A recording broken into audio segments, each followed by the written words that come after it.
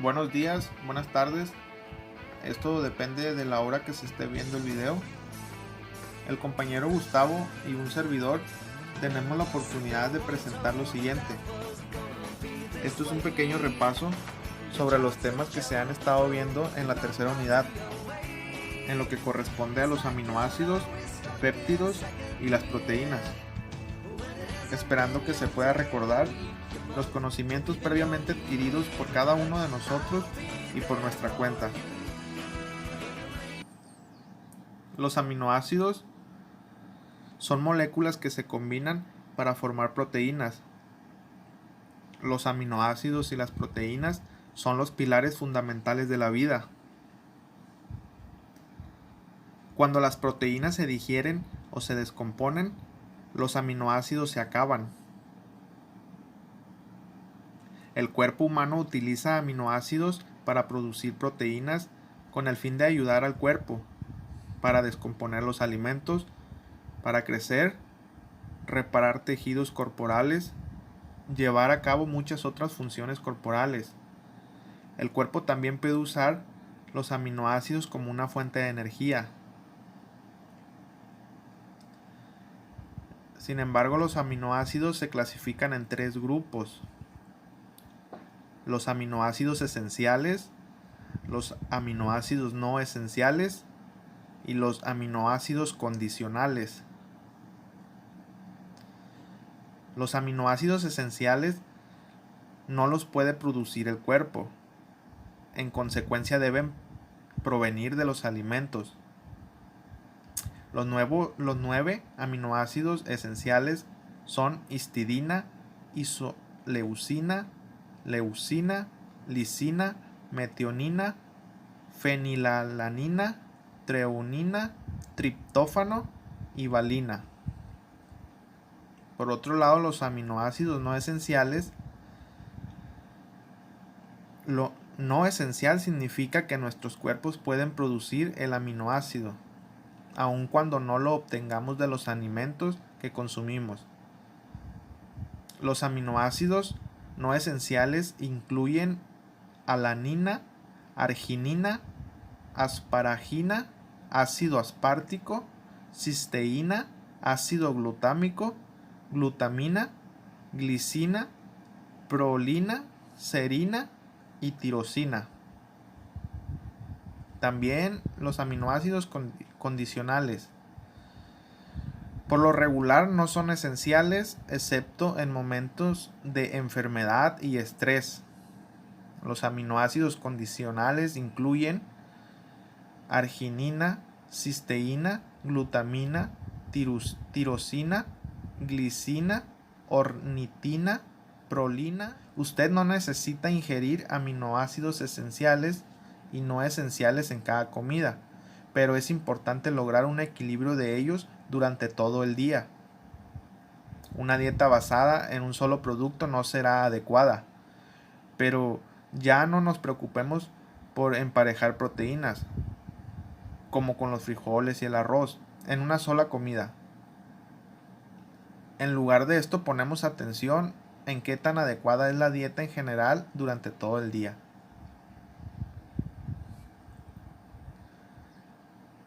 Isómero. La isomería es un concepto derivado de la manera de representar las moléculas. Se dice que dos compuestos son isómeros cuando, siendo diferentes, responden a la misma fórmula molecular. Esto significa que se debe a que los mismos átomos están reagrupados de modo distinto y constituyen, por lo tanto, dos moléculas diferentes, lo que provoca que tengan diferentes propiedades físicas y o químicas. Es decir, los isómeros son compuestos que tienen igual fórmula molecular, pero distinta fórmula estructural. La isomería puede ser plana y del espacio. La primera se puede explicar mediante fórmulas planas, mientras que para comprender la segunda hemos de tener en cuenta que muchas moléculas son tridimensionales.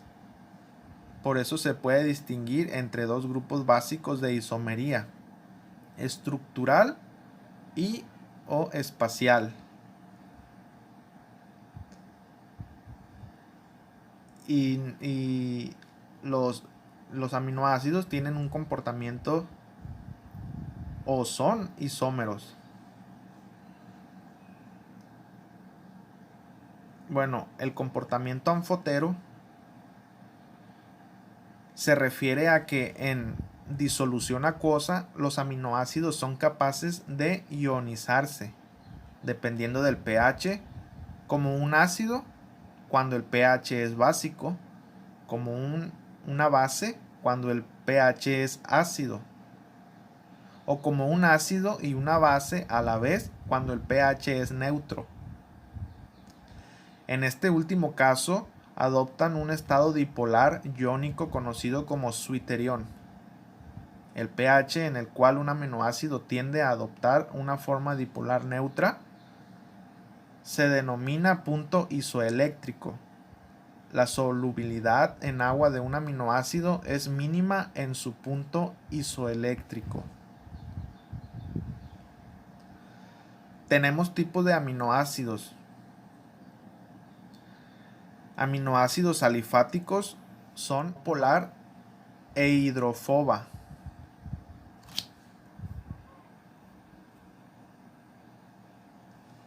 La mayoría de los aminoácidos alifáticos se encuentran dentro de las moléculas de proteína. Sin embargo, alanina y glicina se pueden encontrar dentro o fuera de una molécula de proteína. La cisteína es un aminoácido semiesencial, lo que quiere decir que el cuerpo es capaz de obtenerlo a partir de otros aminoácidos, la serina y la metionina. Recordemos que los aminoácidos son las moléculas de las que se componen las proteínas, y nosotros estamos compuestos de proteínas. Hay 20 aminoácidos conocidos, de los cuales 8 son esenciales para el ser humano. Esto quiere decir que debemos ingerir para obtenerlas. Nuestro organismo no las genera por sí mismo. La cisteína, que ya situamos entre las proteínas necesarias para nuestra salud, nos parece importante conocerlo un poco más, ya que juega un papel esencial para muchas funciones. Hoy la ponemos encima de la mesa por su función respiratoria. Tenemos a los herocíclicos, que son compuestos orgánicos cíclicos en las que al menos uno de los componentes del ciclo es de un elemento diferente al carbono. Los átomos distintos de carbono presentes en el ciclo se denominan heteroátomos, siendo más comunes los heteroátomos de nitrógeno, oxígeno y azufre, ya que presentan cada uno de los aminoácidos presentes. El triptófano es un aminoácido necesario para el crecimiento normal en los bebés y para la producción y mantenimiento de las proteínas, músculos, enzimas y neurotransmisores del cuerpo. Es un aminoácido esencial. Esto significa que el cuerpo no lo puede producir, por lo que se debe obtener de la alimentación. El cuerpo utiliza el triptófano para ayudar a producir la melatonina y la serotonina. La melatonina ayuda a regular el ciclo de sueño y vigilia y se cree que la serotonina ayuda a regular el apetito, el sueño, el estado de ánimo y el dolor. Y el tercer tipo de aminoácidos que tenemos son los aromáticos. Los aminoácidos que tienen un anillo aromático, por ejemplo la fenilalanina, triptófano y tirosina, se denominan aminoácidos aromáticos. Se usan para producir hormonas y varias aminas en el cuerpo. También se usan como un componente para hacer proteínas.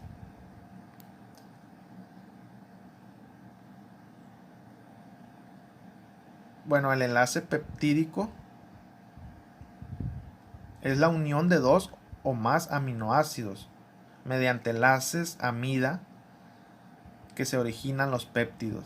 En los péptidos y en las proteínas, estos enlaces amida reciben el nombre de enlaces peptídicos y son el resultado de la relación del grupo carboxilo de un aminoácido con el grupo amino de otro aminoácido, con la eliminación de una molécula de agua.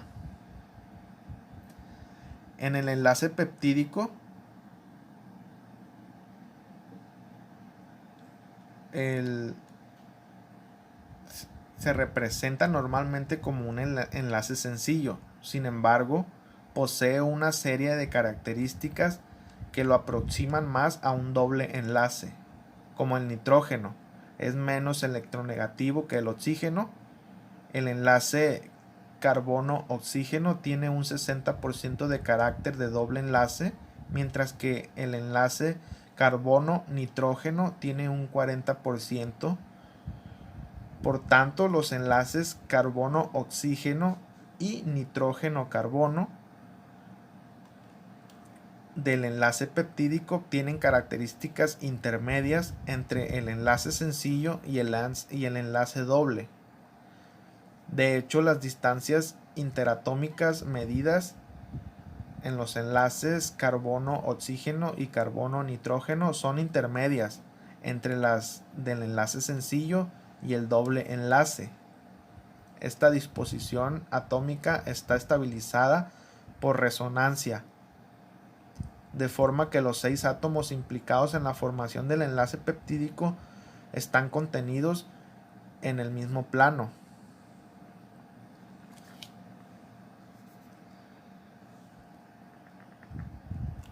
Clases de aminoácidos. Aminoácidos no polares. Los aminoácidos no polares contienen principalmente grupo radical de hidrocarbonados sin cargas positivas o negativas. Dado que interactúan con el agua, los aminoácidos no polares son hidrófobos, tienen un cometido importante en el mantenimiento de la estructura tridimensional de las proteínas. En este grupo se encuentran dos tipos de cadenas de radicales de hidrocarburos, los aromáticos y los alifáticas. Los hidrocarburos aromáticos contienen estructuras cíclicas que los constituyen en una clase de hidrocarburos insaturados con propiedades únicas. El benceno es uno de los hidrocarburos aromáticos más simples. El término alifático se refiere a hidrocarburos no aromáticos, como el metano y el ciclohexano. La fenilalanina y el triptófano contienen estructuras de anillo aromático. La glicina, la alanina, la valina, la leucina, la isoleucina y la prolina tienen grupos radicales alifáticos. En las cadenas laterales alifáticas de las metionina y la cisteína hay un átomo de azufre. La metionina constituye un grupo tioter en su cadena lateral. Su derivado, la adenosilmetionina, es un importante metabolito que sirve como donador de metilo en numerosas reacciones bioquímicas. El grupo sulfidrilo de la cisteína es muy reactivo y es un componente importante de muchas enzimas. También se unen a metales, ejemplos iones de cobre en las proteínas. Además, los grupos sulfidrilo de las moléculas de cisteína se oxidan con facilidad en el compartimiento extracelular para formar un compuesto disulfuro denominado cisteína. Por otro lado, los aminoácidos polares, dado que los aminoácidos polares poseen grupos funcionales capaces de formar enlaces de hidrógeno, interactúan de forma sencilla con el agua. Los aminoácidos polares se describen como hidrófilos o afines al agua. Pertenecen a esta categoría la serina, la treonina, la tirosina, la asparagina y la glutamina. La serina, la treonina y la tirosina contienen un grupo hidroxilo polar que les permite participar en la formación de enlaces de hidrógeno, que es un factor importante en la estructura proteínica. Los grupos de hidroxilo tienen otras funciones en las proteínas, por ejemplo, la formación del ester fosfato de tirosina es un mecanismo de regulación habitual. Además, los grupos OH de la serina y la treonina son sitios a los que se unen los hidratos de carbono. La asparagina y la glutamina son derivados amida de los aminoácidos ácidos, del ácido aspartico y del ácido glutámico respectivamente. Dado que el grupo funcional amida es muy polar, la capacidad de formar enlaces de hidrógeno de la asparagina y de la glutamina posee un efecto significativo en la estabilidad proteínica. Aminoácidos ácidos. Dos aminoácidos estándar poseen cadenas laterales con grupos carboxilato. Las cadenas laterales del ácido aspartico y del ácido glutámico tienen carga negativa a pH fisiológico, por lo que suele llamárseles aspartato y glutamato. Los aminoácidos básicos, que son básicos a pH fisiológico, llevan carga positiva. Por lo tanto, pueden formar enlaces iónicos con los aminoácidos ácidos. La lisina, que tiene un grupo amino en la cadena lateral, acepta un protón del agua para formar el ácido conjugado. Cuando se oxidan y después se condensan las cadenas laterales de las moléculas de lisina en las fibras y de colágeno, un vital componente estructural de los ligamentos y de los tendones, se forman fuertes enlaces cruzados intramoleculares e intermoleculares. Debido que al grupo guánido de la arginina tiene un intervalo de pKa de 11.5 a 12.5 en las proteínas, siempre está protonado a pH fisiológico y, en consecuencia, no actúa en las reacciones de ácido-base. Por otro lado, la histidina es una base débil, puesto que solo está ionizado parcialmente a pH 7. Por consiguiente, los residuos de la histidina actúan como amortiguadores. Asimismo, desempeñan un papel importante en la actividad catalítica de numerosas enzimas.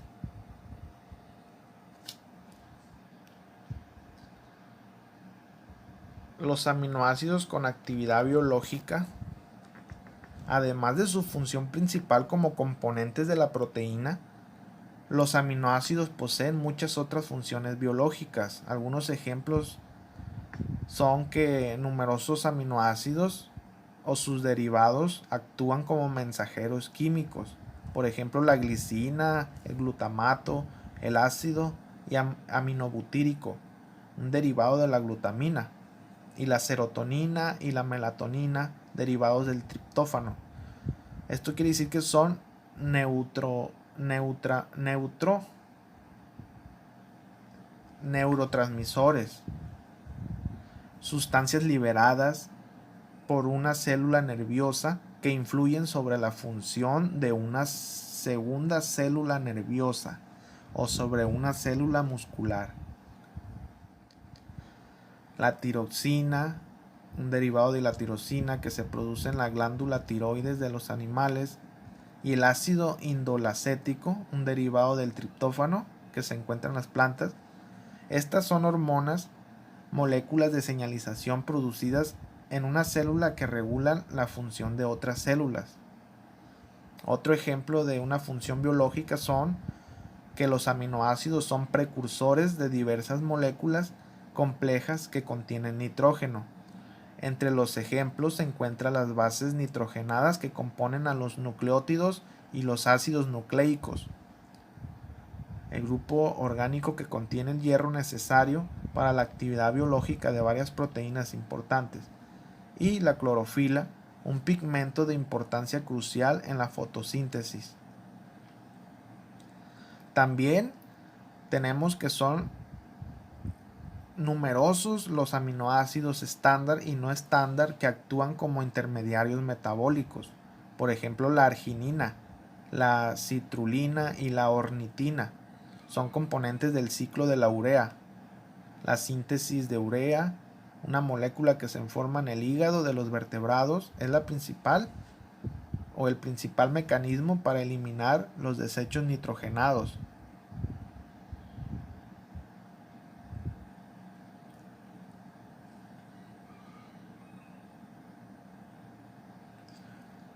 Los aminoácidos modificados en la proteína son cuantiosas las proteínas que contienen derivados de aminoácidos que se forman tras la síntesis de la cadena polipeptídica. Entre estos aminoácidos modificados se encuentra el ácido carboxiglutámico y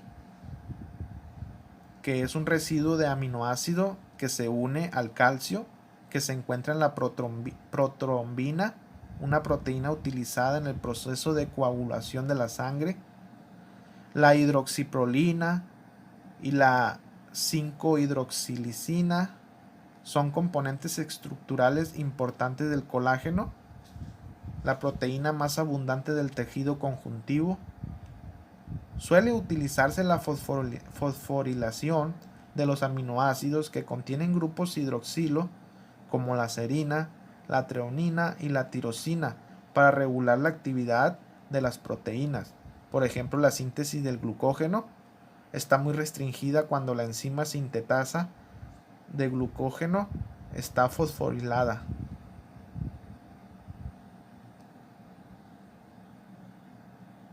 Estereoisómeros de los aminoácidos. Debido a que los carbonos del 19 debido a que los carbonos son 19 de los 20 aminoácidos estándar están unidos a 4 grupos diferentes a un hidrógeno, a un carboxilo, a un grupo amino y a un grupo radical. Se denominan carbonos asimétricos o quirales. La glicina es una molécula simétrica puesto que su carbono está unido a 2 hidrógenos. Las moléculas con carbonos quirales pueden existir como estereoisómeros, moléculas que solo se diferencian en la disposición espacial de sus átomos.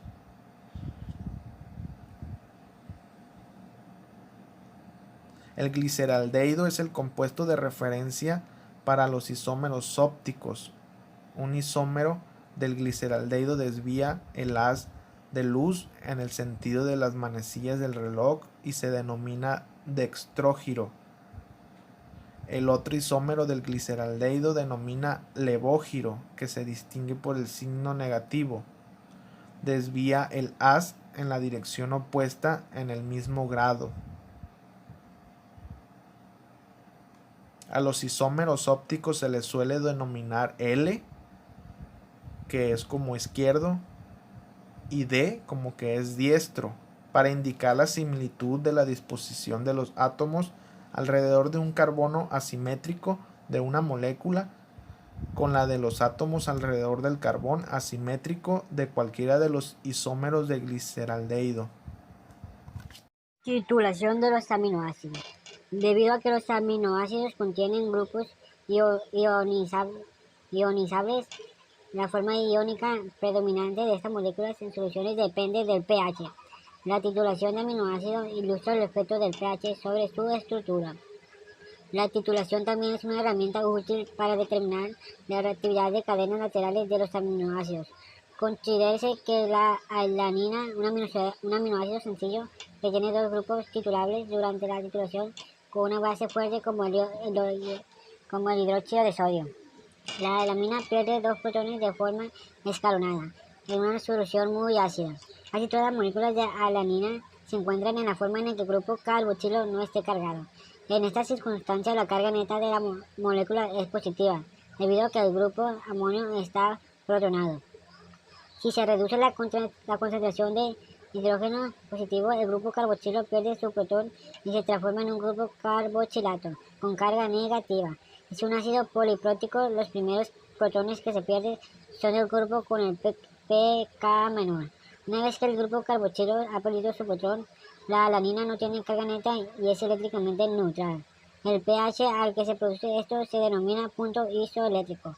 Los aminoácidos con cadenas laterales ionizables tienen curvas de titulación más complejas. Por ejemplo, el ácido glutámico tiene un grupo de carboxilo en la cadena lateral, al pH bajo. El ácido glutámico tiene una carga neta +1 positiva. Al añadir la base del grupo carboxilo se pierde su protón para transformarse en un grupo carboxilato. El glutamato ahora no tiene carga neta. Conforme se añade más base, el segundo grupo carboxilo pierde su protón y la molécula tiene carga -1. La adición de base hace que el ion amonio pierda su protón. En este punto, el glumato tiene una carga neta de -2. El valor de pH del glumato es de que se encuentran los valores pK de los grupos carboxilo. Reacciones de los aminoácidos. Los grupos funcionales de las moléculas orgánicas determinan las reacciones que pueden experimentar. Los aminoácidos con grupos carboxilo, amonio y varios grupos R pueden experimentar numerosas reacciones químicas. Sin embargo, la formación de enlaces peptídicos y puentes disulfuro es de especial interés debido a sus efectos sobre la estructura proteínica. La formación de bases de Schiff es otra reacción importante. Péptidos. Aunque sus estructuras son menos complejas que las de las moléculas proteínicas, más tarde los péptidos poseen actividad biológica significativa. Se considera ahora la estructura y la función de varios ejemplos interesantes El tripéptido glutatión y glutamina contiene un enlace amida y poco habitual. El glutatión se encuentra en casi todos los organismos y participa en la síntesis de proteínas y DNA, en el metabolismo de fármacos y de toxinas ambientales, en el transporte de aminoácidos y en otros procesos biológicos más importantes. Un grupo de las funciones de glutatión explota efectividad como agente reductor. El glutatión protege las células de los efectos destructores de la oxidación al reaccionar a una de sus sustancias. Los péptidos son una clase de molécula señalizadora que utilizan los organismos multicelulares para regular sus complejas actividades. La interrelación dinámica entre los procesos opuestos, denominada homeostasis, mantiene un ambiente intenso y estable. En la actualidad se conocen moléculas peptídicas con funciones antagónicas que afectan la regulación de numerosos procesos. A continuación se describen las funciones de algunos péptidos en cada de estos procesos. La presión sanguínea, la fuerza que ejerce la sangre contra las paredes de los vasos sanguíneos, es influida por varios factores, como el volumen sanguíneo y la viscosidad. Dos péptidos que afectan el volumen sanguíneo son la vasopresina y el factor natriurético articular. La vasopresina, que también se denomina hormona antidiurética ADH, contiene 9 residuos de aminoácidos. Se sintetiza el hipotálamo, una pequeña estructura del cerebro que regula con gran variedad de funciones, entre las que se encuentra el equilibrio hídrico, el apetito, la temperatura corporal y el sueño, en respuesta a una baja presión arterial o hipertensión o una alta concentración sanguínea. Los hormonoreceptores del hipotálamo inducen la secreción de vasopresina.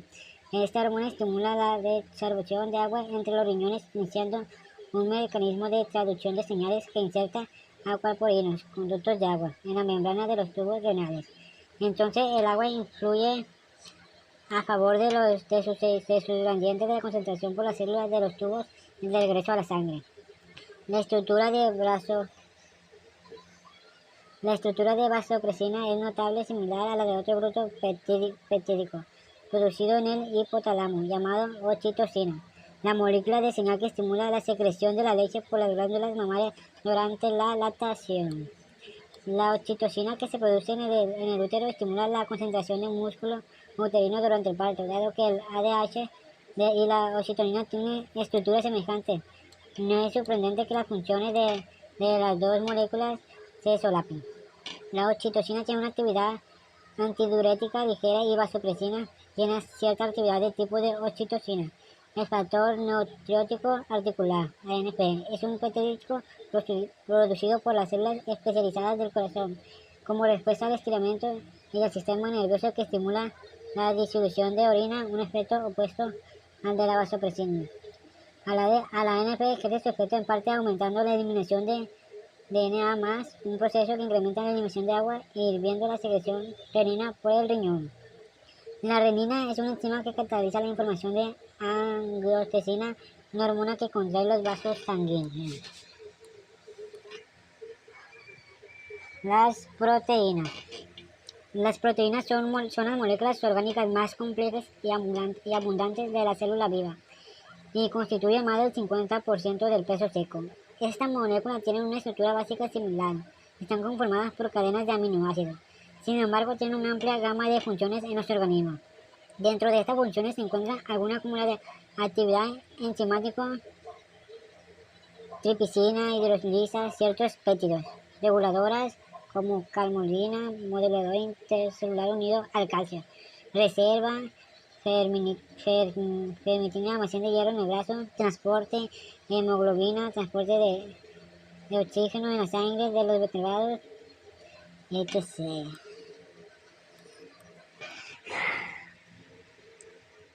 Las proteínas son las moléculas orgánicas más complejas y abundantes de la célula viva y constituyen más del 50% del peso seco. Estas moléculas tienen una estructura básica similar. Están conformadas por cadenas de aminoácidos. Sin embargo, tienen una amplia gama de funciones en nuestro organismo. De todas las moléculas que se encuentran en los seres vivos, las proteínas son las que tienen más funciones más diversas. Por ejemplo, la catalasis. Las enzimas son proteínas que dirigen y aceleran miles de reacciones bioquímicas en procesos como la digestión, la captura de energía y la biosíntesis. Estas moléculas tienen propiedades notables. Por ejemplo, pueden aumentar la velocidad de reacción de 106 a 10 o 12 veces más.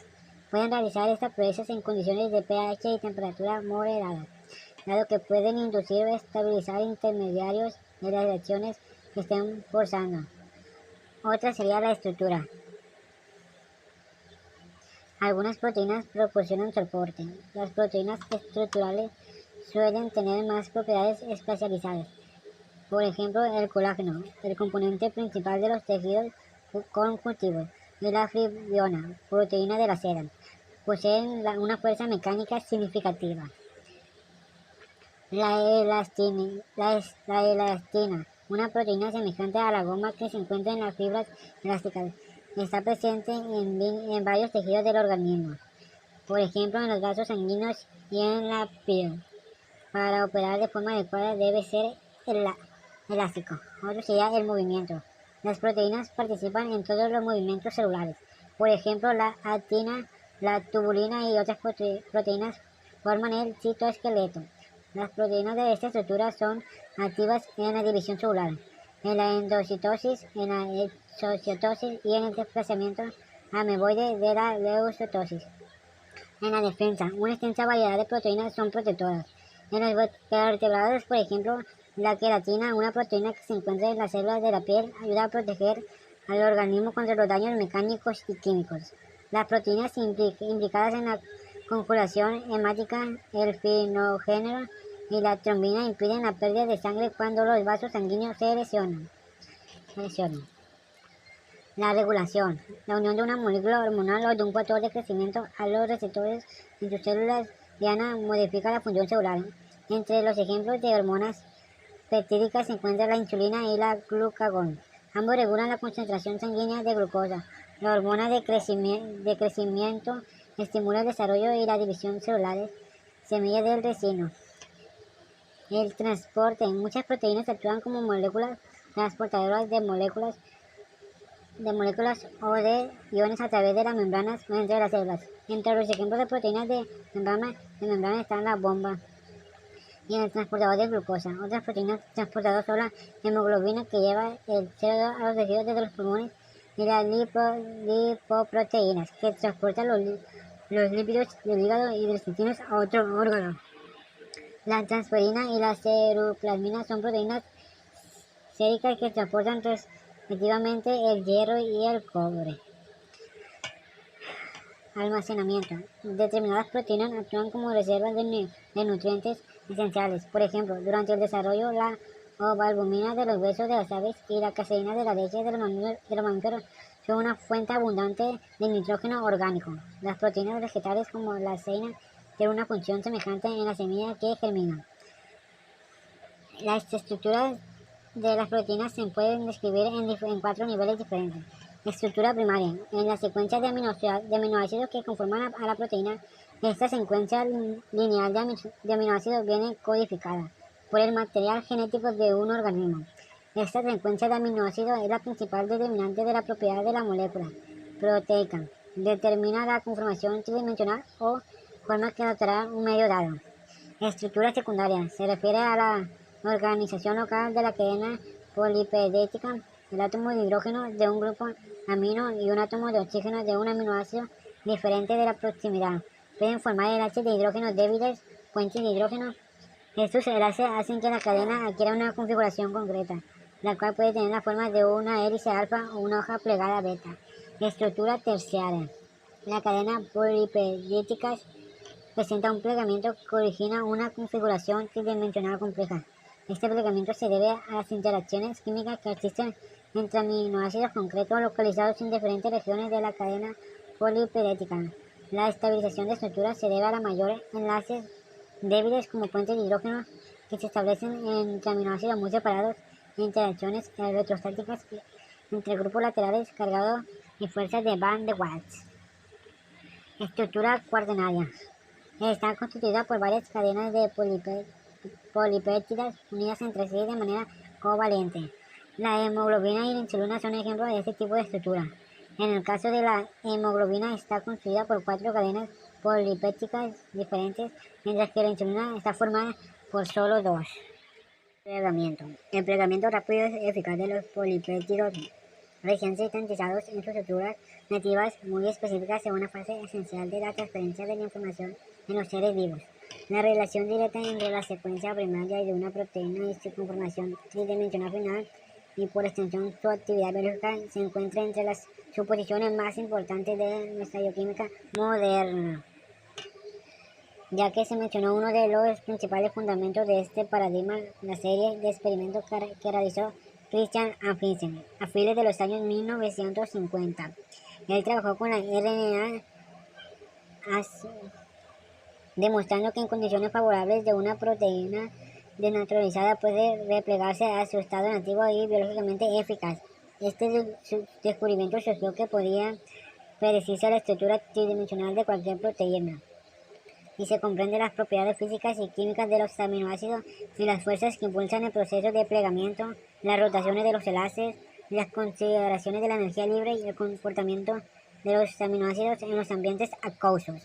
Desafortunadamente, varias décadas de concienzuda de investigación con las herramientas más sofisticadas de las que se dispone, la cristalografía por rayos X y la NMR, en combinaciones de los matogénesis de sitio específico dirigida y los modelos matemáticos con coordenadores, solo produjeron progresos limitados. La espectroscopia por resonancia magnética nuclear es una técnica de visualización que mide la absorción de radiación electromagnética por núcleos atómicos en presencia de un campo magnético intenso. Es posible sondear la estructura atómica en presencia de un campo magnético intenso. Es posible sondear la estructura molecular porque los núcleos de átomos como el hidrógeno situados en distintas posiciones en una molécula resuenan a frecuencias ligeramente distintas.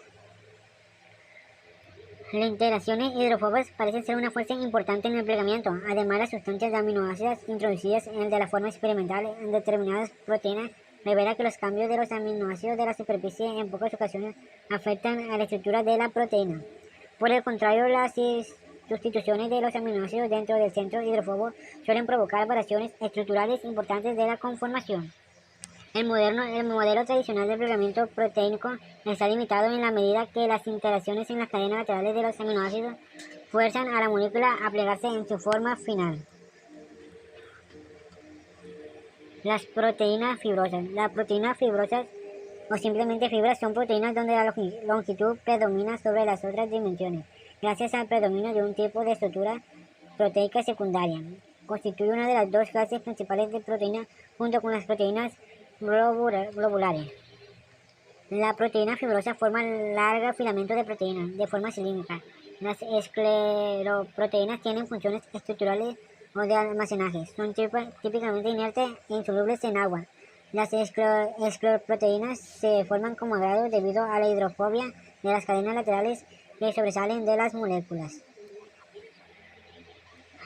Las proteínas globulares suelen estar compuestas de una sola molécula proteica, de unas pocas moléculas combinadas que pliegan su forma esférica y forman una estructura más compleja. Se diferencian de las proteínas fibrosas por ser más o menos solubles en distribuciones acuosas, siendo las fibrosas prácticamente insolubles. Las proteínas globulares son principalmente las enzimas de la célula, y suelen están adheridas a la estructura membranosa del interior de la célula en contacto directo con el resto de sustancias de fluido intracelular.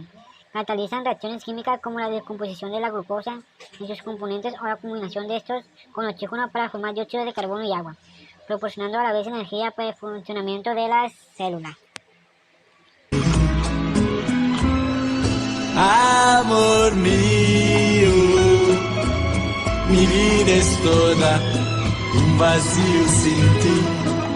Quiero que me sientas cerca y así tus ojos en mí, amor mío.